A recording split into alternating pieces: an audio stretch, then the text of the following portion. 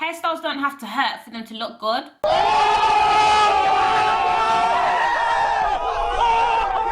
Hey guys, welcome back to another video. My name is Shireen Moore and I am the founder of Ivy Wild, and in this video we are going to be talking 4 hairstyles that are killing your natural hair.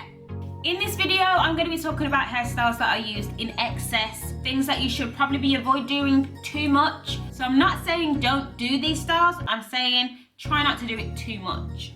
Yes, I am guilty of doing too much of these hairstyles myself, but I don't want you to make the same mistakes that I have. That's why I'm doing this video for you. I absolutely have first-hand experience when it comes to using these styles. I have done a big chop, not once, but twice, because of some of these reasons that I'm about to explain to you. At the moment, I'm going through a whole new experience, which is trying to grow my edges back after pregnancy. Who knew that was a thing?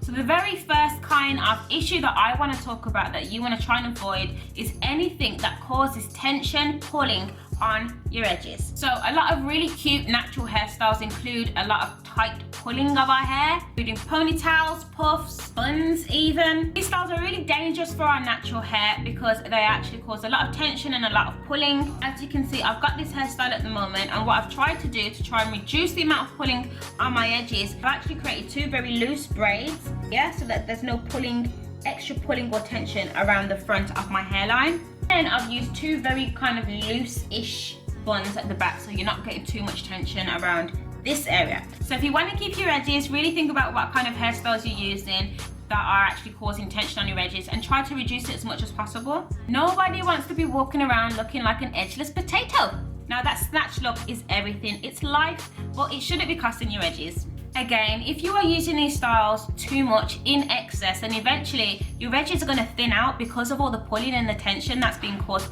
on your hair.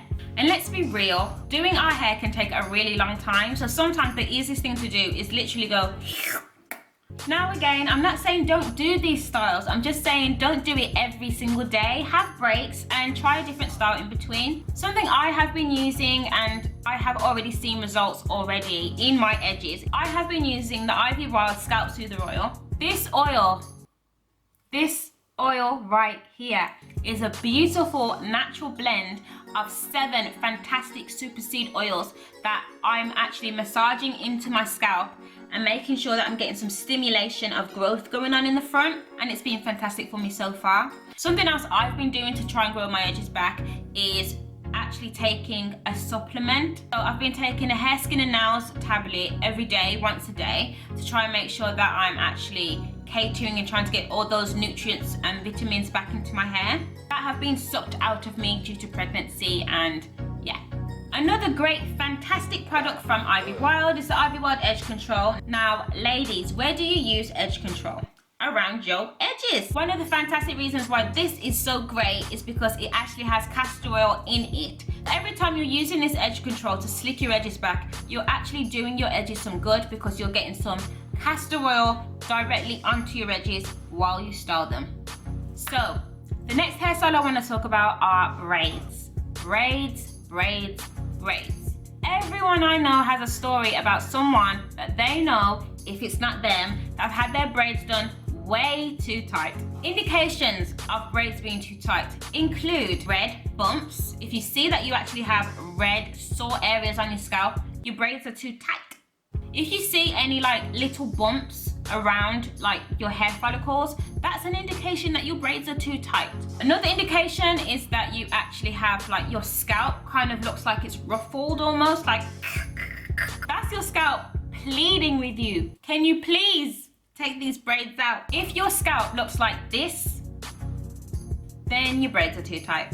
If you lay your head down and you go to sleep and your braids are too tight the next day, you need to take that out. Hairstyles don't have to hurt for them to look good. Your hair's health always comes first. If you've had a hairstyle done and then you have a headache afterwards, guys, that's a huge indication that the hairstyle is no good for you. You need to really think about the damage that it's doing long term. Those kind of braiding styles are likely to cause damage at the follicle and also breakage within the hair itself as well. If your hair is too tight, make sure whoever is doing your hair, if it's not yourself, you've got someone else doing your hair, you let them know before you leave that it's too tight. Please, can you loosen my hair? It's It's a little bit too tight. That's all you've got to say. So the next hairstyle that is something to really think about and not to do in excess is hairstyle number 3 is, well, not necessarily a hairstyle, but something you want to avoid is heat damage. Too much heat on your hair is going to cause damage. Everyone knows this, but still we do it because we like our hair when it's blown out. There are lots of ways you can stretch your hair without using heat, so trying to avoid blowouts in excess is going to do wonders for you on your natural hair journey. Heat damage is a big no-no because it can't actually be repaired on our natural hair. There are products that we can use to try and disguise it and hide it and try and help us look like we've got beautiful natural hair, but in fact, heat damage is one of those things that you just have to grow out. We have to make sure we're not overusing our heating appliances for our hair. So if you try and leave adding heat to your hair only for special occasions, so maybe weddings, maybe christenings, maybe bar mitzvahs, if you're going from bingo to a Beyonce concert, then it might be okay to straighten your hair. But otherwise, try not to use heating appliances to your hair too often. Make sure you're using products that actually help minimize the amount of heat damage that you could potentially get. Put your straighteners on low. They don't need to be all the way on 210. Use serums, use heat protectants on your hair to try and make sure that you're minimizing the risk of damage. Number 4, protective styles. When they're not protective, this one is a difficult one for me because if anything, I'm really guilty of this one. Back in the day, I used to rock wigs and weaves like there were no tomorrow, regardless of the damage it was doing to my hair. I used to add chemicals to my hair, relaxers. I used to actually have leave out on top of my weave to make sure that that weave was looking slick. I had no regard for my natural hair's health. I didn't really care about it, to be honest. This is something else that a lot of us are guilty of because we actually think about the hairstyle above our natural hair and whether we're doing a lot of damage to it. And no one would ever catch me without having a wig or a weave on. Like that wasn't happening. Why? Because what was going on underneath was craziness. It was my hair was crazy. It was looking crazy. I didn't care about my natural hair and I was ashamed of it. I was afraid of what people would think about seeing my natural hair out.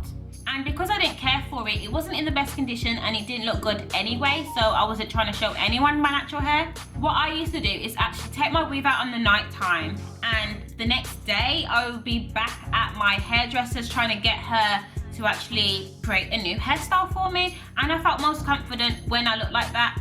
And that's because it looked better, because I treated the style better than my natural hair. Protective styles should always be protective, so make sure you are using the right products that actually care for your natural hair. You're going to people that care about your natural hair as well. Overall, the style should be second to your natural hair's health. Make sure that you're moisturizing your hair. It's getting a lot of water because your hair is thirsty. Make sure that you're using lotions and a lot of oils to make sure your hair's nourished and enriched. And then you can start thinking about what kind of styles you can mix up in between to make sure that you're getting a good balance of puffs, of braids, and giving your hair regular breaks between your wigs and your weaves. That's it for today's video. I hope you enjoyed it. I hope it helped somebody. If you did enjoy today's video, give it a thumbs up, subscribe, and I'll see you in the next video. Bye for now.